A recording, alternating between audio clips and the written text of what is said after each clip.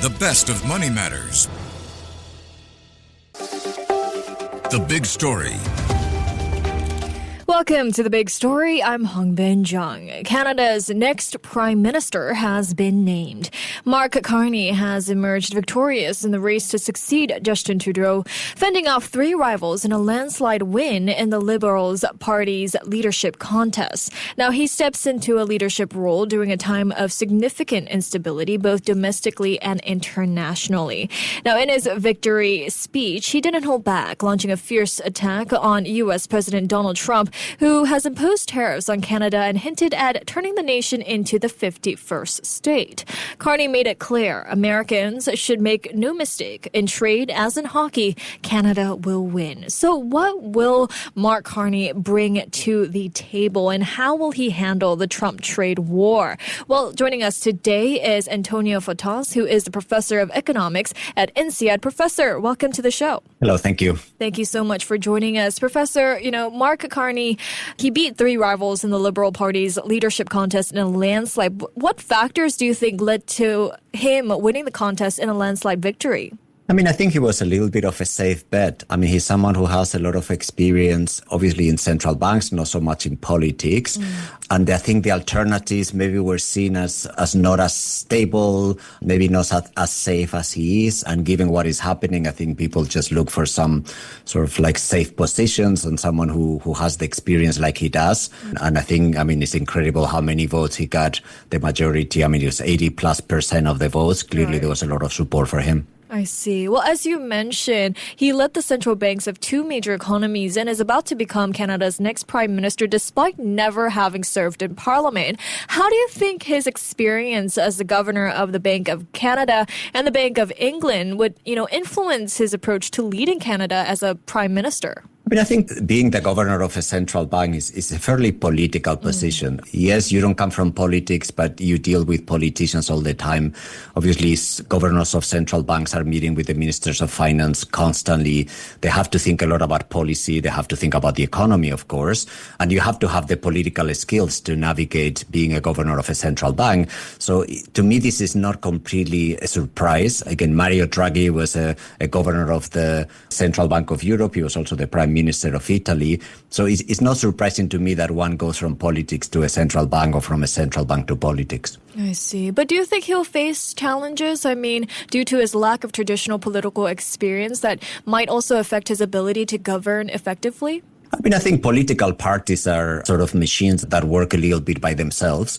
And given the amount of support he got, I'm assuming that many of the senior members of the party are supporting him. Those are the ones who will provide the necessary political skills that he might lack or experience to bring the party together. I think he's a great speaker. I think he's charismatic, and I think he will do well in front of the public.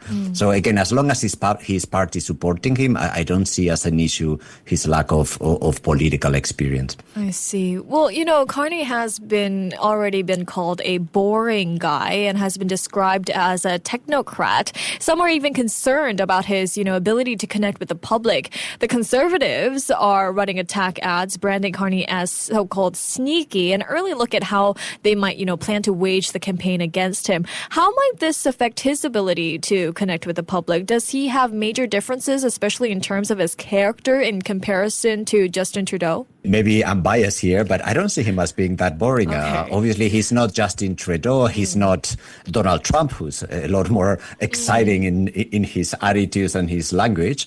But I think he's quite charismatic. Again, I remember when I was teaching a few years ago and he was the governor of the Bank of Canada, he was calling the Financial Times the George Clooney of central bankers because he looks a little bit like George Clooney. At least that's what the Financial Times said. Okay. So clearly some people think that he's interesting and charismatic enough to be a good public speaker and a good public figure. He's calm. He's calm in his speech, but I think that's what Canada needs, right? Given what is happening on the other side of the border, I think you need someone who's firm, and he will be firm, but also very calm, given all the things that are happening. I see. Are there any specific policies that he will bring to the table during his term? I think we live in an environment which is almost like a war economy, right? What matters is his relationship to the U.S. at this point. I don't think he's going to talk about policies which are very different from what Trudeau has done from a social or economic point of view. I think what everyone wants to hear is like, how are you going to manage our neighbor, the United States? How are you going to be able to sort of get out of the current situation, which is not ideal, which is uncertain? And while the tariffs are not there yet, they can be there at any point. So to me, he's going to have only one priority, which is dealing with the United States. I see. So let's speak more on that, his relationship with the U.S. I mean, in much of his victory speech, Mark Carney attacked Donald Trump, who has imposed tariffs on Canada, and said Trump wanted to make the country the 51st U.S. state. And Carney said that in trade, as in hockey, Canada will win. Do you think Mark's approach, using, strong language and directly addressing Trump's rhetoric, marks a new tone in Canadian politics? How does this compare to previous prime ministers' approaches to U.S.-Canada relations? I mean, it's a new tone, but it's a new tone because now the U.S. has stopped being an ally of Canada, which is something that no one could imagine. This is just, I mean, I have many friends who are Canadian, and for them, this is such a shock. And they are mad. They feel angry. So I think the Prime Minister have to represent that feeling, which is one of their closest allies through history has now decided to abandon them. And this is a feeling that he has to express. And I think it's the right strategy in terms of negotiating with the U.S. I think you cannot show any weakness here. Of course, he's open to negotiation. He's open to understand what are the concerns of the U.S., the same way Trudeau was. But I think the only way to deal with the bullying of the U.S. these days is you have to talk back. It might hurt your economy. It might be that there is some damage in the Canadian economy because of this, but I think that's the only way to get out of the situation, the unusual situation in which Canada finds themselves in. I see. Overall, based on his speech here, is this a sign of strength or could it escalate tensions? How might Trump view Carney's speech? I mean, I think he's not happy. Of course, he wants everyone to say yes and do whatever Trump wants. The problem is Trump doesn't know what he wants. That's the reality. It's not that Trump is asking for something that is doable. He's asking for sort of better control on the border about drugs. But they've done as much as they can do. They cannot do miracles. So it is not that he's really negotiating. He's just bullying another country for the purpose of making his image within the U.S. better. So I understand why the Canadian Prime Minister is not open to sort of be nice and gentle to the requests of the U.S. because those requests are not well defined. If they were well defined, maybe they would have to say yes because that's the only thing they could say. But at this point, the negotiation is an empty subject. We're not negotiating between Canada and the U.S. about anything meaningful.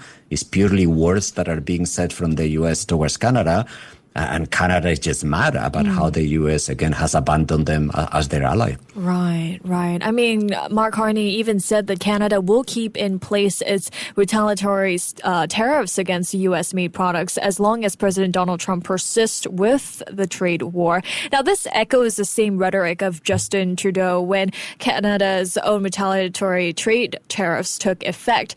Do you expect any shift in policies under Carney? Could he put more tariffs on the U.S. to put more pressure on Trump? I mean, in the context of Canada's relationship with the U.S., do you think Carney's leadership style would be more confrontational or cooperative compared to other Canadian politicians?